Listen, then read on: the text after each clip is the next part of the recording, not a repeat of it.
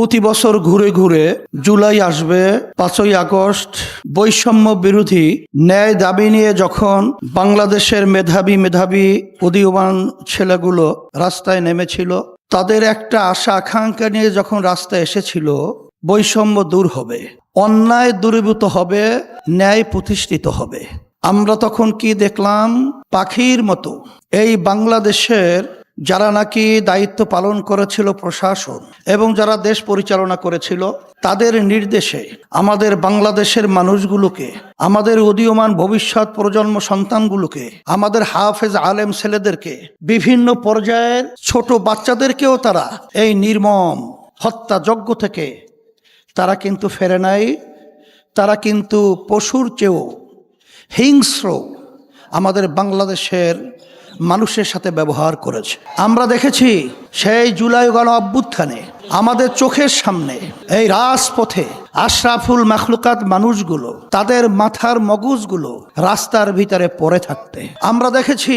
শত শত ভবিষ্যৎ উদীয়মান প্রজন্ম, আমাদের মেধাবী সন্তানগুলো তাদের জীবনের তারা চক্ষু হারাতে।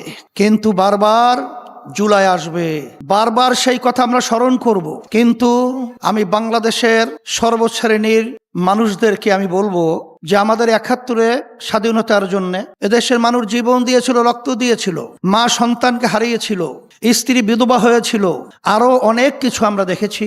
বারবার আমাদের দেশে এইভাবে জীবন দেওয়ার, রক্ত দেওয়ার এবং পঙ্গু হওয়ার ইতিহাস আমাদের বাংলাদেশে স্মরণ অক্ষরের মতো যেটা লেখা রয়েছে, বাস্তবে রয়েছে।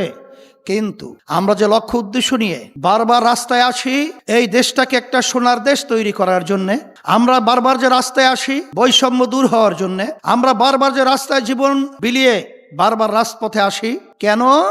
এদেশের টাকা বিদেশে পাচার হবে না, লক্ষ লক্ষ মানুষ আর বিনা অপরাধে মিথ্যা কেসের মাধ্যমে তাদের সংসার ধ্বংস হবে না, আমাদের মায়ের কোলগুলার সন্তান হারা হবে না, আমাদের দেশের মানুষ রাস্তায় নামবে, গুম হবে, ঘরে থাকবে, খুন হবে। আর সেই মায়ের কথা আমাদের কানে আর শুনতে হবে না যে আজকে কয়েকদিন পর্যন্ত আমার সন্তান আমাকে মা বলে ডাক দেয় না। এই জন্য আমি বলবো যে আমাদের চিন্তার পরিবর্তন করতে হবে। আমি বারবার বলেছিলাম, আজকেও বলছি যে আমরা আমাদের এই ফলকে যখন আমানত হিসাবে যথাযথ জায়গায় আমরা না রাখবো, ততদিন বারবার আমাদের এই জুলাই দেখতে হবে, আমাদের সন্তানগুলো রাস্তায় এরকম ভাবে পাখির মতো মরে থাকতে দেখতে হবে। এই জন্য আমি বারবার বলেছিলাম যে আমরা বারবার আমাদের এই ফলকে মুরগি যেরকম নাকি শ্রীগালের হাতে আমানত যেরকম নিরাপদ নয়, আমাদের দেশের বারবার এই অর্জনকে আমরা যাদের হাতে তুলে দিচ্ছি, এরা হলো শ্রীগালের ভূমিকা রয়েছে। এরা দেশের প্রেম কোনো কাজে, কোনো কর্মে তারা প্রমাণিত করতে পারে নাই। আমরা আপনারা সকলকে বলবো, আমরা বারবার বিএনপি, আওয়ামী লীগ, জাতীয় পার্টি সহ অন্য মানবরচিত গণতন্ত্র, মানবরচিত তন্ত্রমন্ত্রের মাধ্যমে আমরা দেশ পরিচালিত হতে দেখেছি।